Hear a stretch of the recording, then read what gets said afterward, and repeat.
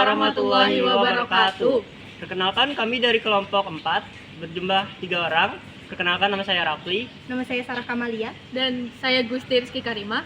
Kami akan mempresentasikan hasil dari diskusi kami. Pada video kali ini, saya Gusti Rizky Karima beserta kedua rekan saya yang lainnya, Sarah Kamalia dan Muhammad Rafli, akan menjelaskan materi tentang Pancasila sebagai ideologi negara. Seluruh negara-negara di dunia ini pasti memiliki suatu landasan atau dasar yang kita kenal dengan ideologi. Karena ideologi merupakan dasar atau ide atau cita-cita negara untuk semakin berkembang dan maju. Presiden dalam memimpin bangsa Indonesia tidak bisa mengandalkan visi dan misinya untuk mencapai cita-cita bangsa. Oleh karena itu, harus memiliki suatu dasar atau landasan yang dapat dijadikan sebagai patokan. Ideologi negara Indonesia adalah Pancasila. Pancasila bukan ideologi negara bagi sebagian atau daerah-daerah tertentu saja, tetapi menyeluruh. Terkadang, perbedaan pendapat dalam mengartikan dasar negara, maka terjadilah pertikaian. Pengertian ideologi secara bahasa dan etimologis. Ideologi berasal dari bahasa Yunani, yaitu idea, yang berarti gagasan, konsep, cita-cita, dan pengertian dasar, serta logos yang berarti ilmu. Secara etimologis, ideologi dapat diartikan sebagai cita-cita atau pandangan suatu bangsa yang menjadi pedoman dalam kehidupan bermasyarakat dan bernegara. Pancasila sebagai ideologi negara adalah Pancasila sebagai dasar sistem penyelenggaraan negara bagi seluruh warga Indonesia yang berdasar kepada cita-cita luhur bangsa. Selanjutnya, pengertian ideologi menurut para tokoh. 1. Sastra Prateja.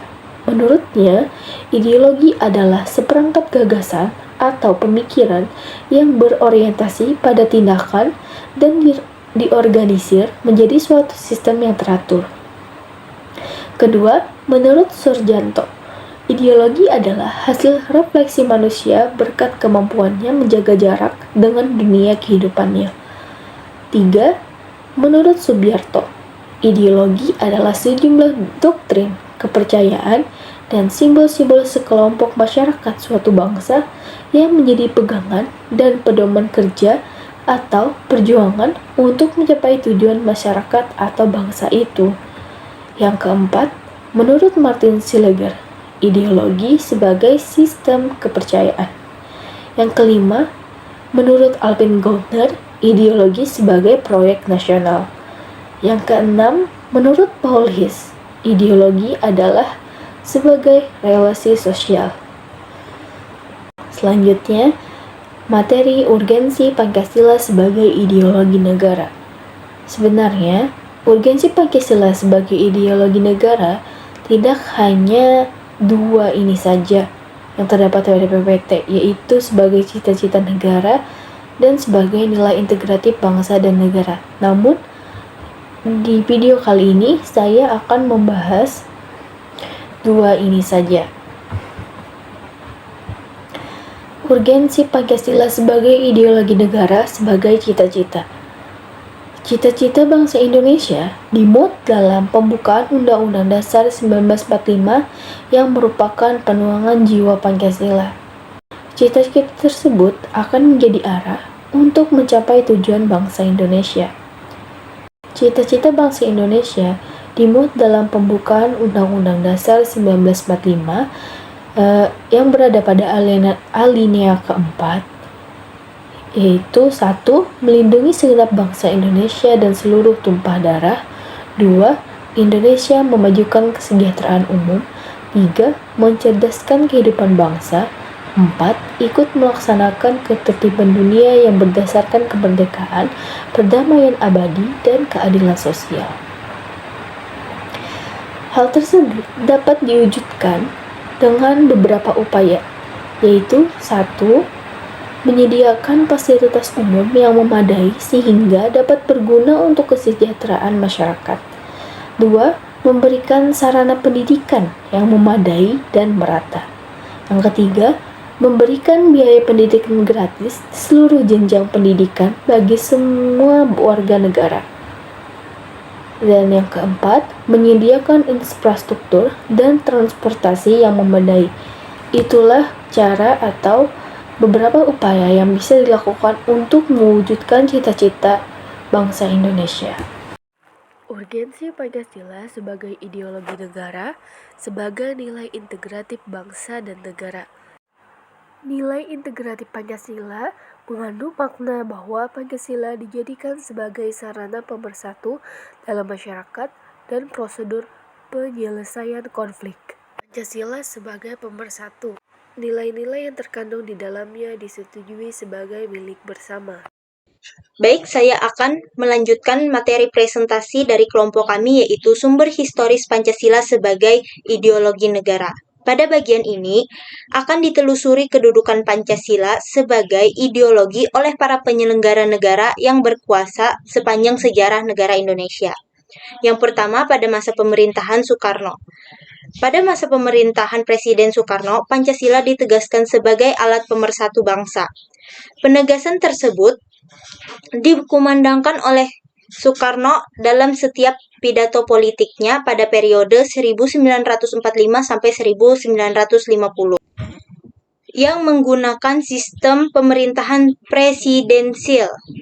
Namun, dalam praktek kenegaraan sistem tersebut tidak dapat diwujudkan. Lalu pada periode 1950 sampai 1959 mencampur ideologi Pancasila dengan ideologi liberal, sehingga berpengaruh terhadap stabilitas pemerintahan. Dan pada periode 1956 sampai 1965 yang dikenal sebagai periode demokrasi terpimpin dikarenakan menganut supremasi presiden. Pada periode ini, Soekarno lebih mementingkan konsep nasakom atau nasionalisme, agama, dan komunisme sebagai landasan politik bagi bangsa Indonesia. Yang kedua, pada masa pemerintahan Soeharto. Pada masa pemerintahan Soeharto, Pancasila dijadikan sebagai asas tunggal bagi organisasi politik dan organisasi kemasyarakatan.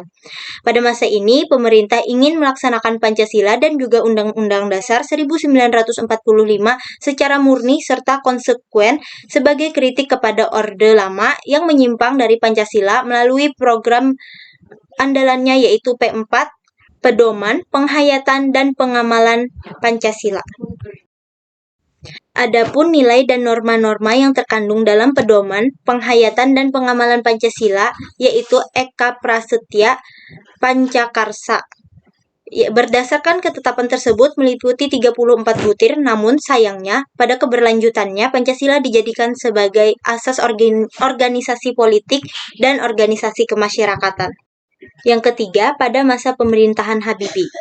Pada masa pemerintahan ini, Habibie menghapus P4 dan tidak menjadikan Pancasila sebagai program prioritas, dikarenakan disibukkan dengan ketidakstabilan kehidupan di bidang politik, baik di dalam dan di luar negeri.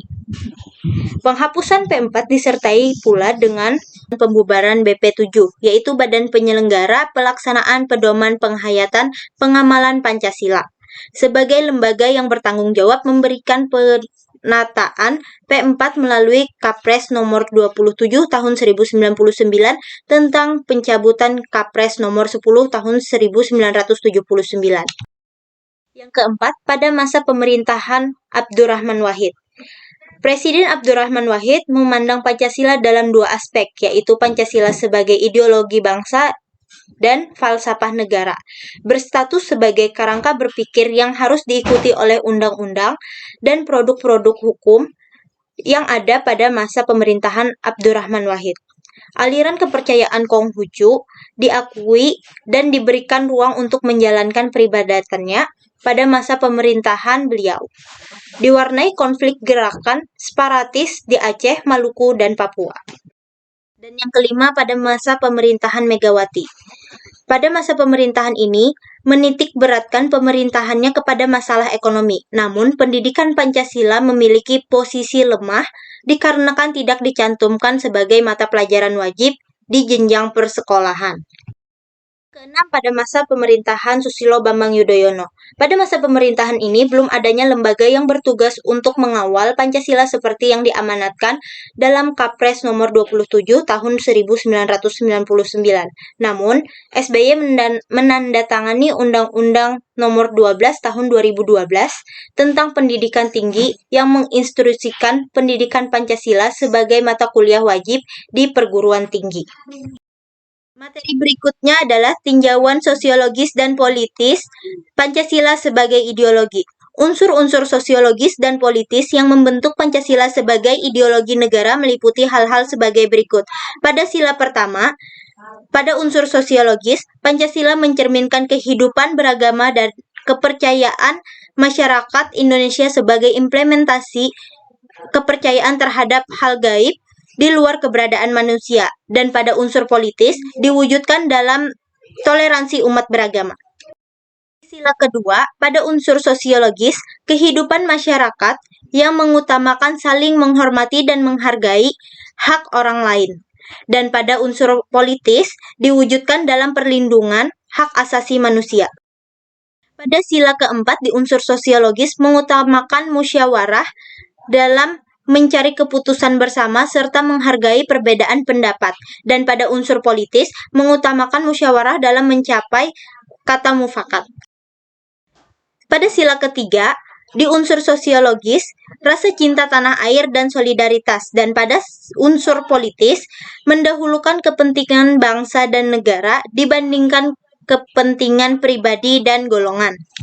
Dan pada sila kelima, pada unsur sosiologis tercermin dalam gaya hidup sederhana, gemar menolong, dan menempatkan segala sesuatu sesuai dengan porsinya. Dan pada unsur politis, tidak menyalahgunakan kekuasaan untuk memperkaya diri atau kelompok. Materi selanjutnya akan disampaikan oleh rekan saya, Muhammad Rafli. Saya akan melanjutkan hasil materi presentasi dari kelompok kami.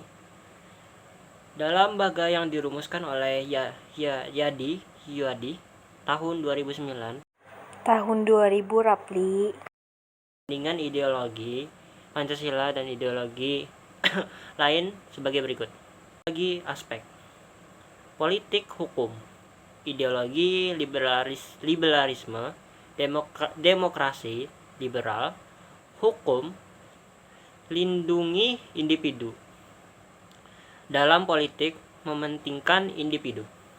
Kemudian di komunisme, demokrasi rakyat, berkuasa mutlak satu parpol, hukum untuk melenggangkan komunis. Sosialisme, demokrasi untuk Kolektivitas. diutamakan kebersamaan masyarakat sama dengan negara. Kemudian Pancasila, demokrasi Pancasila, hukum untuk memperjuangkan tinggi keadilan dan keberadaan individu dan masyarakat. Ekonomi, liberalisme, peran negara kecil, swasta, demonis, Mendominasi. kapitalisme, Monopolisme. persaingan bebas. Komunisme, perang negara dominan, aktivitas demi kolektivitas, berarti demi negara, napol dan negara. Perang negara, sosialisme, perang negara dan untuk pemerataan, keadilan setributif. Kalau yang ini bacanya distributif. Yang diutamakan Pancasila, perang negara untuk terjadi monopoli dalam yang merugikan rakyat. Agama, liberalisme, agama urusan pribadi, bebas beragama, bebas memiliki agama, bebas tidak beragama. Komunisme, agama candu masyarakat, agama harus diperjuangkan dari masyarakat ateis. Sosialisme, agama harus mendorong perkembangan dan kebersamaan. Pancasila, bebas memilih salah satu agama dalam kehidupan masyarakat, berbangsa dan bernegara. Argumen tentang dinamika terhadap Pancasila sebagai ideologi negara, adanya pasang surat dalam pelaksanaan nilai-nilai Pancasila. Pancasila sebagai ideologi negara dalam masa pemerintahan Presiden Soekarno tercampur dengan ideologi komunisme dalam konsep Naskom. Pancasila sebagai ideologi dalam masa pemerintahan Presiden Soeharto diletakkan pada kedudukan yang sangat kuat melalui TAP MPR nomor 11 1978 tentang pemasyarakatan P4. Pancasila menjadi asa tunggal bagi sebuah organisasi politik Orpol dan organisasi masyarakat Ormas. Pada masa era promasi, enggannya para penyelenggara negara berwawancara tentang Pancasila bahkan berujung pada hilangnya Pancasila dari kurikulum nasional. Meskipun pada akhirnya timbul kesadaran penyelenggaraan negara tentang pentingnya pendidikan Pancasila di perguruan tinggi. Baik, terima kasih. Itulah hasil presentasi dari saya.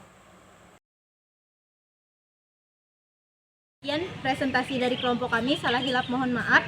Wassalamualaikum Wassalamualaikum warahmatullahi wabarakatuh.